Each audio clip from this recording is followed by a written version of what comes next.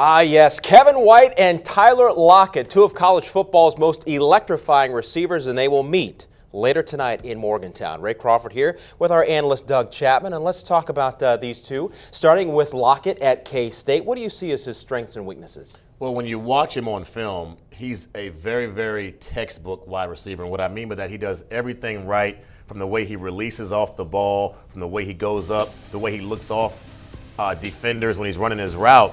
Very productive over his 3 seasons at Kansas State. 3 different quarterbacks, Klein, Sam, now Waters. And you love to see the toughness.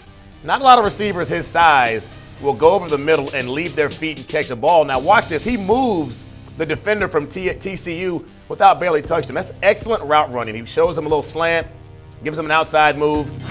Barely has to do anything with his hands. You love to see what he can do off the ball for a man his size. Now he has weaknesses. With that size, he's 5'10", 5'11", about $175. At the next level, can he play X? Is he big enough to deal with NFL defensive backs, or is he a slot guy? Either way, he runs great routes. He should have success the next level either way. Well, they love to throw certainly to Kevin White at West Virginia. He's number 2 in the nation in catches per game at 9.1. What do you see as his strengths and weaknesses? Well, a foot injury limited him a little bit in 2013. He exploded this year, over 1,200 yards receiving with games remaining.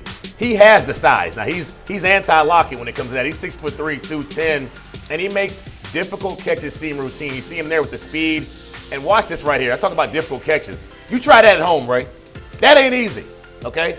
The thing about him, though, the weakness is that he plays in that spread style of offense. Does he run great routes? He's a big body, but can he run the small intermediate routes? A lot of screens, a lot of deep balls are thrown at West Virginia. The NFL scouts are going to see him break down, and often he drops easy balls. We saw him making a tough catch, but he'll drop the easy ones. So those will be the only questions for Kevin White, but he looks the part, can play X in the NFL. America is waiting on the edge of their seats. They want to know which one of the two you like the best. But before we hear your answer, let's hear from another pretty good receiver, former Heisman Trophy winner Tim Brown.